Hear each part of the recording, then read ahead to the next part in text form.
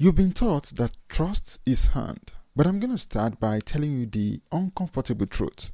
In the online world, trust is not earned, it is demanded. If you wait to earn trust online, you will go broke waiting. In the real world, trust takes time, but online, you have exactly 1 to 3 seconds to show your trustworthiness. As an expert, if you don't demand trust instantly, you're going to be consistently overlooked and disregarded. And honestly, when you find out what I'm going to share, it's going to change everything for you. You're going to be so excited because for the first time, you're going to stop guessing why you're losing leads.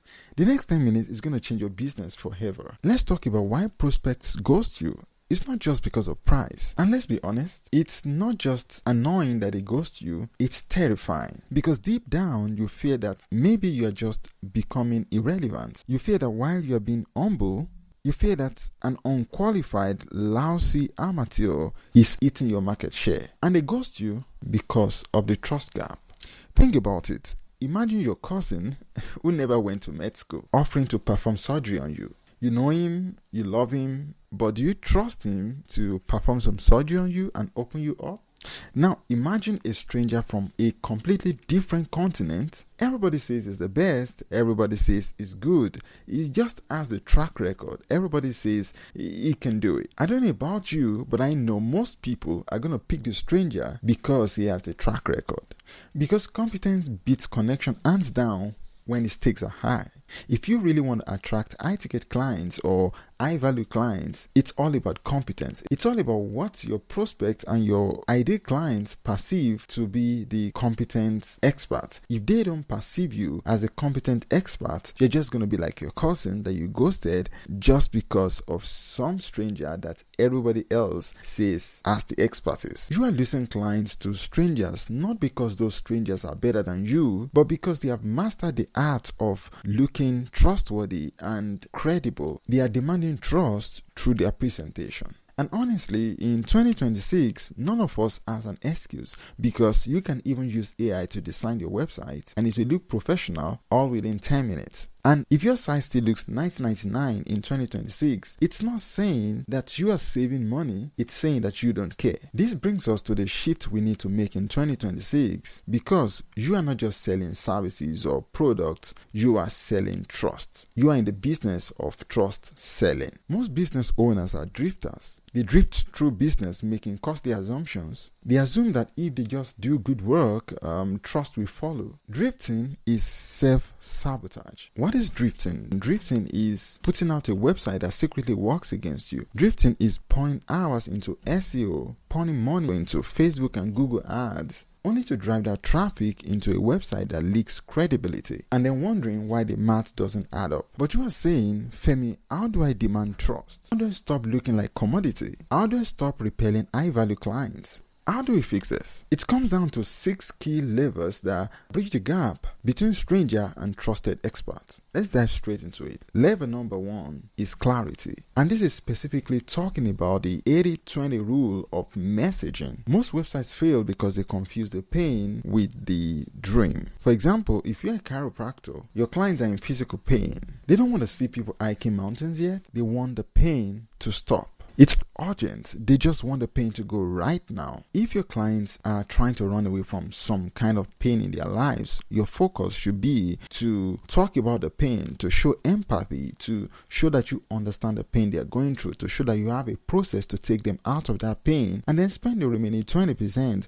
to focus on the dream that you want to talk about. But if your clients are gain driven, that means they are running after a vision or they have a dream they want to accomplish, then you focus 80% of your conversation or your messaging on that gain. Stop talking about pain so much that you forget the gain that actually drives them. So use 20-80 this time around. 20% on the pain and 80% on the dream. So that's the first lever. That lever is called clarity. Be clear.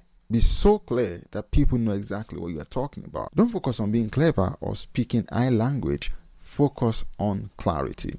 The second lever that you need to focus on to establish trust and to demand it is familiarity. Even if you're selling something revolutionary like AI or some form of unique therapy that you have crafted out, use the old to explain the new. Don't use the new to explain the new, because you're going to be confusing people. If you're talking to people about a new opportunity, about a new system, about a new solution that you have found, use something old that they are familiar with to explain the new one. By doing this, you are going to be able to communicate exactly what you are talking about more clearly. And by that, you're going to be able to demand trust. You're going to be able to make people see why you're trustworthy and credible. See, the truth is this. People run away from what they don't understand. That's why it's often said that a confused lead or prospect doesn't buy. They just play it safe. So make sure that you are clear and that you use the familiar to explain the new. The third lever to establishing trustworthiness and credibility online is what I call authentic connection. This is one of the most important. This is where most people get lazy. They either stay on one thing and do it so well that they forget the remaining other three items.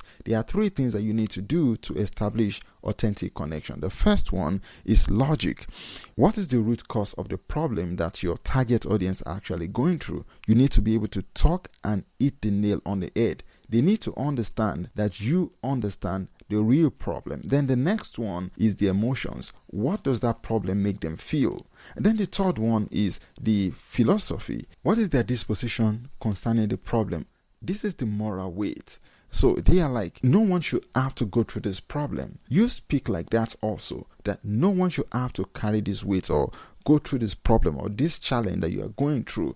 You are actually operating with them at the same level because you are showing that you understand exactly how they think about this problem. And then the last point to establish authentic connection is the fear. What is going to happen if they remain in this state? What is going to happen if they don't take the step to go to where they want to be? So you need these 4 levels to establish authentic connection. Show that you understand the real problem, the real cost of the problem. Then number 2, show that you understand exactly what that problem makes them feel. The philosophy, the moral weight. Show them that you understand exactly how they think about this problem.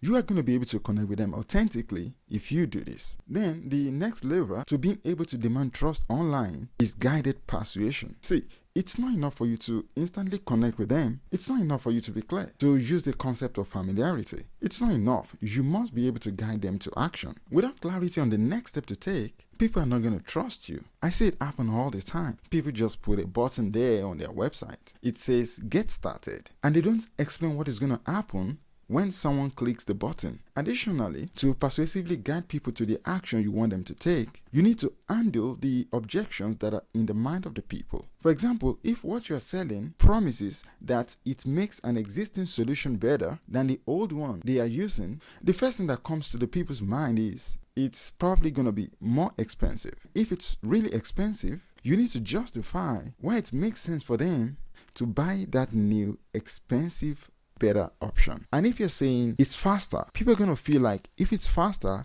then quality is probably going to go down. So you need to explain why quality is not going to go down, or if quality is going to go down, why it still makes sense to buy from you. So these are some of the things you need to handle during guided persuasion. It's majorly about answering questions and then about giving them the reason to take action right now. Warn them. Make them see what is going to happen if they don't fix this problem right now.